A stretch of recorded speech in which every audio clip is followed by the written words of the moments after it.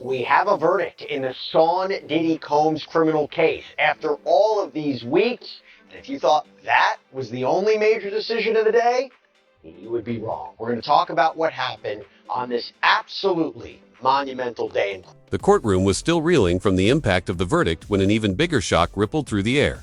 Not guilty. Those two words rang out, bouncing off the marble walls and freezing the room in disbelief. On the most serious charges, trafficking, conspiracy, was acquitted. Cleared just like that. Racketeering conspiracy, not guilty.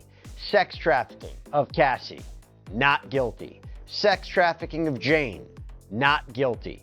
Transportation to engage in prostitution, Cassie, guilty. Transportation to engage in prostitution, Jane, guilty.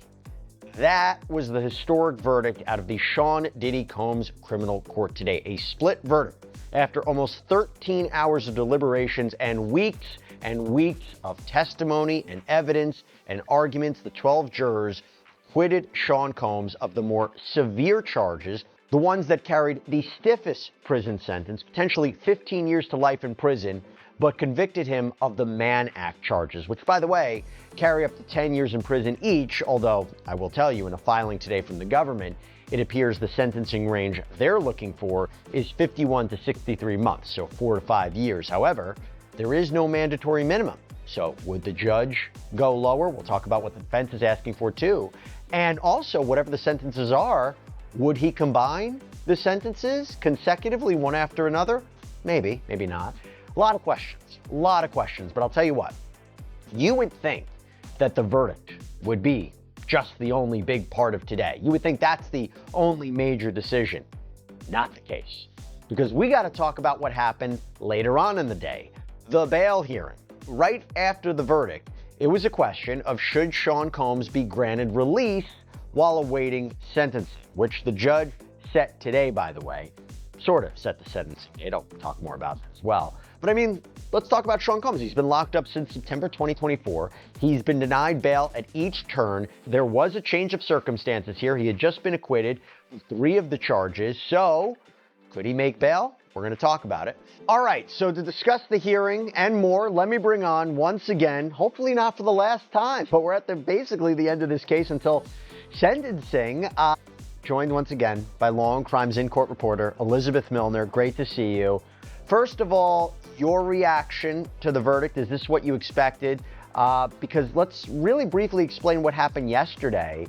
That, you know, we thought it kind of gave us a preview into what would happen today. Not necessarily so. Yeah, I was not going to lie, Jesse, a little surprised by the verdict in that I really kind of thought there was a really strong case for count 2, that obviously being sex trafficking as it relates to Cassie's insurance. And that was only because of the questions that the jury was asking when they were bringing some notes back. And that was kind of in relation to what had happened at specific instances of the government point out were allegations of sex trafficking. So I thought because of the tone that was inside the courtroom, the way the family was getting a little bit emotional sitting inside the gallery, even Diddy's demeanor, for the most part, we've seen him kind of really keep up his spirits. But yesterday, really a time where we kind of saw, I think, the weight weighing in on him, that it's possible a conviction on some of the more serious charges were going to happen. And so when the jury came back not guilty on count 1, 2, 4, you know, I was a little surprised, especially count 2, but, you know, I do respect the jury's decision. They spent a lot of time listening to this case, listening to all the testimony, listening to all the evidence, and that was the verdict that he had rendered. Yep. I wasn't surprised that they found him guilty of He nodded slowly, like a man who had seen it coming. His lawyers patted him on the back, relieved smiles breaking through the tension. For a moment, it felt like the worst was over. But the judge didn't move, didn't smile, didn't even look at them. His silence cut through the room like a warning. Then he spoke, calm but resolute. Despite the jury's findings, this court cannot, in good conscience, grant bail. The room went still. You could feel the breath leave everyone's lungs at once. Diddy's jaw tightened. Whatever relief he'd felt vanished. He leaned forward, confused, almost laughing in disbelief. His lawyer spun around, stunned. Your Honor, the defendant was acquitted on all major counts. He protested. But the judge didn't flinch. And yet, he replied, this court has reason to believe Mr. Combs poses an ongoing risk to witnesses, to the integrity of this process, and to public safety. Bail is denied. Then came the eruption. Diddy shouted, you can't do this, that's not justice. But justice was already moving. 2 federal officers stepped forward and cuffed him right there in the courtroom. The judge remained stone-faced. "This is not a question of innocence," he said. "This is a question of influence, of obstruction, of silence purchased through fear." The courtroom exploded. Shouts echoed. Reporters scrambled for position. Flashbulbs lit the air. The defense team tried to object, to call for an emergency hearing, but it was too late. The moment had already passed. To engage in prostitution, we have been saying for weeks on this show, that felt like a straightforward path to conviction. Wasn't surprised, not guilty with Jane, given some of the gray areas of her testimony, but also the jury didn't even ask for one readback of her testimony or anything to do with her testimony, so it made me think they might have already been decided there. I was surprised about Cassie Ventura sex trafficking just because, like you said, the readback of that testimony, and then shortly thereafter, they came back yesterday and said, we have a verdict on that charge. So I thought they're convinced. And when it came to racketeering, I thought they were still going to be hung because they said they were at an impasse yesterday. They seemed like, based on their note, there was no way that would change. The judge told them to continue deliberating. They come back today, and like in an hour, they come back not guilty on racketeering. I'm not really sure what that split ultimately will be. Maybe the jurors will speak out and we'll hear. Got to ask you about Diddy's reaction. Okay, so we have courtroom sketches of what it looked like. You were in there. What was his reaction to the verdict? Oh, he was very pleased with the verdict. Obviously, I think for the defense and the defendant, that being Sean Combs, I think obviously they would have wanted an acquittal on all the charges. But I think given that they weren't a conviction on the more serious charges of RICO conspiracy and sex trafficking as it relates to Cassie in one charge and Jane in another charge, I think overall Combs was very, very pleased with the jury, to the point where I saw him kind of mouth a little thank you to the jurors as they were still sitting kind of in the jury box, as they were kind of leaving for the end of their day. Obviously, we still have some more matters to address for our end. But in terms of just his reaction, even his family's reaction, Jesse, I think they were so happy knowing that there's such a strong possibility that their father will come home. Obviously, if he would have been convicted on the more serious charges, that might have been a different discussion. But given that he was only convicted on count 3 and 5, that being the Mann Act, seems like, given that it comes with a lesser penalty and sentencing, I think the family is like, yes, our father is coming home, our loved one is coming home, and we hope to see him very, very soon. And talk about a reaction. Outside that courthouse, my gosh, what has been going on out there? There's verbal disputes, people spraying things. Just give us a brief summary of what you've witnessed outside that courthouse after the verdict. I witnessed a lot, Jesse. A lot was going on. There was kind of, I will even say, pandemonium after the verdict was read. And outside, a lot of Diddy supporters, a lot of people who are kind of with Free Diddy, I wouldn't say movement, but I guess, they believed in his innocence. They were very pleased, even thinking that it was a possibility he'd just walk outside of that courthouse at some point. But it was a lot of commotion. I did see some people getting to heated debates, especially in relation to Cassie. I saw some people getting very upset because they believed that the government was trying to take a good man down who did a lot for the culture. Those types of conversations were being had from a lot of people in public. I even saw some kind of weirder things, and that being people squirting baby oil on themselves. And one of the reporters even got some on her shirt by one of the people who were kind of over in that area. And so a lot was going on, to the point that I think the courthouse police were just kind of like, okay, we need everybody to calm down. They have barricades going all the way down the street. I think in the event that Sean Combs would have walked out of that courthouse, it would have just been straight chaos, I think, outside. But for the most part, especially with that not happening around that time frame, that a lot of people, especially his supporters, were very pleased. And obviously, for some, they were a little disappointed with the verdict, but for most that we could see here at the courthouse, a lot seemed pleased by the decision. So, Elizabeth, let's talk about what happened next, because right after the verdict, it goes into the idea of, can he be released on bail? Okay, and the judge set a hearing for 5 p.m., so later on today, you literally, at the time of this recording, just got out of there. Remember, from a legal point of view, the burden is on the defense to show that Sean Combs is not a danger or won't flee.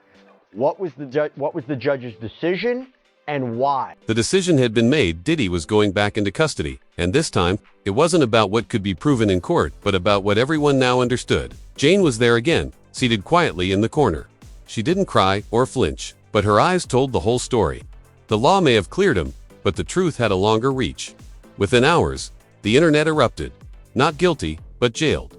People asked. Legal analysts broke it down. A judge can deny bail upon acquittal if there's credible reason to believe the defendant poses a risk of fleeing, tampering with witnesses, or intimidating victims. And in Diddy's case, all three were on the table. Jane's phone had been tapped, her messages traced. Investigators confirmed she was followed. Ex-staffers testified they were paid to manipulate timelines, discredit witnesses, and spread confusion. Some admitted anonymous threats had been made. The judge wasn't buying the Victory Act. He'd seen sealed reports, heard the off-record confessions, and made a call that would echo far beyond the courtroom. Diddy was led out through a back exit. No press, no perp walk, just cold silence and locked doors. Meanwhile, new charges were already being drafted: financial fraud, offshore accounts, witness bribery offenses untouched by this trial. Not guilty, maybe free, not anymore. Because this wasn't just a trial, it was the beginning of a reckoning. I get it. You're talking about all these people who they're orbiting him. They're all trying to advance their own career. And when the lawyer got up, when the defense attorney got up and said, Cassie got $30 million as a result of her settlement, right? And that was a big move. Yeah, I wasn't sold for that personally, because I was like, the prosecution came back and be like, she already settled. What's her incentive to come here and lie? You know, what's her incentive to be a part of this? And that for me, but I think the messages, the conduct that arguably contradicts someone being a victim, and I know there's complicated factors between an abuser and a victim, the trauma. I get it. I totally understand it, but I wonder if that's what settled the jury. Okay, I want to move past the verdict because now we have to talk about what's happening next. First thing, when the sentencing hearing is going to happen. So they have this hearing next week about whether to expedite the sentencing, happening before October 3rd. If both sides agree, great. If they don't, what is a compelling legal argument for the defense to say, we want this sentencing to happen much sooner? Well, I mean, we know that behind the scenes, what they want, of course, is they expect a chance that he's going to be released. So that's their big motivating factor, of course. Whether the court abides by that, I mean, it is a substantial change in circumstance. He was acquitted of all of these serious charges, right? But he was just denied bail. He was denied bail again. He was denied bail again, and I actually learned that on your segment yesterday afternoon as I was sort of doing my preparation for this. But we have to remember that one of the things that he got in trouble for, that Diddy got in trouble for in jail, was using other inmates' calling numbers. Remember that? So he was calling witnesses in the case from jail using other inmates. That was a direct affront to that judge. That was remember, we had all those attempts at bail that were denied at the very beginning of the case, one after another. This judge, and the same judge who's going to sentence him, denied that over and over again. And you and I, again, in another conversation we had on the show, we both said he is screwed now, that he's got no chance because he's violating the rules of the court while in jail. So if he's disobeying the rules of the jail and the directive of the court while he's in custody, how can he be expected to actually follow the terms of a bail agreement when he's out of custody? Right. And I think that chicken is coming home to roost again. I mean, I think that's what happened yesterday afternoon. That any judge who has a criminal defendant who behaves like that, that is an affront to the court itself. It's disrespectful to the court, and it's almost like he couldn't get out of his own way there at the beginning. But he had an excellent defense team. He does. So assuming for a moment, whenever the sentencing hearing happens, right? Let's say it happens in a month from now. Let's say it has October 3rd. The question is, what's his sentence? As we mentioned, the prosecution in a filing from yesterday talked about the guidelines range being 51 to 63 months. Now, this is before a pre-sentencing investigation and report. Now, the defense, right, they want 21 months. He's already served almost 10. Talk to us about what you're thinking here, because there is no minimum. The maximum is 10. If the judge were to combine it together, like you said, 20 years, feels highly unlikely that would happen. As we're talking, what is a pre-sentencing report investigation? How would it affect this? What do you think the judge is going to do? There's so many different factors to consider here. And it's not like a murder case when it's like, okay, we know what's going to happen. It's like life in prison without the possibility of parole. It's a given. There's room here. What do you think the judge is going to do? So in federal court, this is actually very interesting. They rely very heavily on those pre-sentencing investigations. So essentially what will happen is there'll be a federal probation officer, and they do these for almost every case, where they will do their own investigation, where they'll talk to family members, they'll talk to employers, they'll talk to neighbors. They will make a recommendation to the court as to suitability for release, suitability for time, and that's something that federal judges traditionally really adhere to. They tend to put a lot of weight on those, far more than they do in state court. This was the unraveling of an empire, and Jane didn't blink because she knew this was only the beginning. The Freakoff tapes, the hidden vault, the handlers, the silence that had protected him for years. They hadn't even scratched the surface. Now that Diddy was behind bars, the real storm hit. People started talking, really talking. Members of his inner circle flipped. Anonymous sources leaked names, locations, documents. Deals collapsed. Collaborations vanished. Celebrities quietly deleted photos, wiped captions, went dark. The empire was crumbling piece by piece. Because even when the law hands you a lifeline, truth has a way of dragging you back under. In that courtroom, no verdict could stop what was coming. Diddy didn't just lose a case, he lost control. And control was the glue that held his world together. Now, it was open season. The reckoning had begun. By the next morning, prison officials confirmed Diddy was placed under 24-hour surveillance, not for his safety, but because of the overwhelming flood of threats, bribe attempts, and access requests pouring in within hours of booking. Security footage caught 3 unidentified individuals trying to breach the intake area. All were detained. All stayed silent.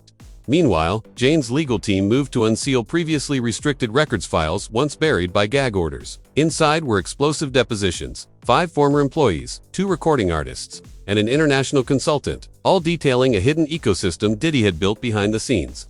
A world running parallel to the fame, quiet, protected, and darker than anyone imagined. Instant for him to be found guilty, whereas Mark Agnifilo was like, okay, well, where's the line drawn? If they're doing 75 different freak-offs and 76 is a little different from the first 75, is that make him guilty of sex trafficking? And that was really kind of the message that he was sending to the jury. But in terms of just counts 2 and 4 specifically related to Cassie and Jane, and when it comes to Cassie specifically, Mark Agnifilo is like, okay, I suppose you can sex traffic your girlfriend if you sell her into prostitution. They're swingers. This is a lifestyle. Again, kind of that was a common theme throughout his closing, was that this was just an alternative lifestyle, that these were just swingers, and these were just people who were engaging in threesomes, that they were adults, that they were making these choices. And he kind of said something interesting where he was like, okay, well, if your partner likes anal, but you don't like anal, do you stop doing anal? It was kind of really like an oh my God moment a little bit, because I saw some people in the gallery kind of just be like, what did he just say? But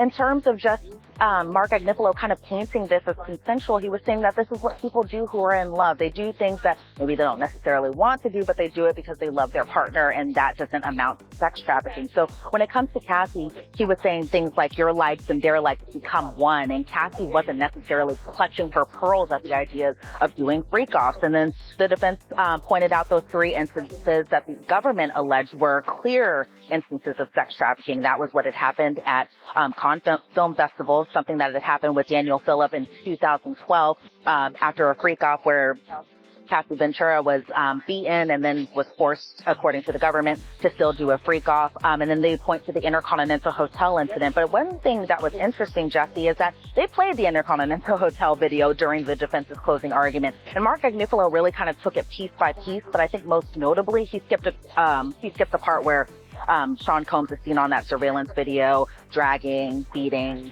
kicking Cassie Ventura when she was on the ground. And so in the defense's argument, they were saying that this whole thing was just domestic violence, that this is not sex trafficking. And the defense used one of Cassie's own Instagram posts against her, specifically the one after this CNN surveillance videotape, which we now know to be kind of a snippet of what had happened in 2016 at the Intercontinental Hotel, where Cassie made this post after kind of seeing this amount of support where she was saying, domestic violence is the issue. Mark Agnifilo kind of pointed it out to be like, okay, What started as scandal had now exploded into a full-scale international investigation. Diddy's alleged operations spanned multiple countries. This wasn't just about parties anymore. It was about covert transport routes, shell companies, offshore accounts, digital forensics, and whistleblowers who had waited years for a crack in the armor. Then came the tapes. Grainy, brief, but damning. A voice allegedly did as issuing commands. A shaky camera capturing glimpses of contracts, substances, documents, blurred-out faces. Metadata matched timelines, locations aligned with earlier testimonies. Experts authenticated the files. The judge hadn't seen all of it yet, but prosecutors had, and they were preparing for war. Behind bars, Diddy asked for a meeting, hoping to get bail reconsidered. But the judge had already ruled, until every line of inquiry is exhausted and every protective order enforced, the court would not consider any changes to his custody. 2 appeals followed. Both denied, and in the media, the narrative shifted. Not guilty was yesterday's headline. Now it was about obstruction, bribery, international trafficking, and witness intimidation. Jane remained silent, but others didn't. A musician came forward, saying their career was sabotaged after refusing after-party expectations. A former pilot confirmed dozens of undocumented flights to hidden villas paid for in crypto. A therapist described 3 clients over a decade, each recounting eerily similar abuse at the hands of one man, Sean Combs. The walls were caving in. The fear that once silenced people was gone, replaced by momentum and outrage. And Diddy, he wasn't watching from the top anymore, he was watching from a cell. Brick by brick, his empire was collapsing. Not guilty doesn't mean innocent. It just meant the truth had to wait. But now the truth was wide awakened, it wasn't going back to sleep.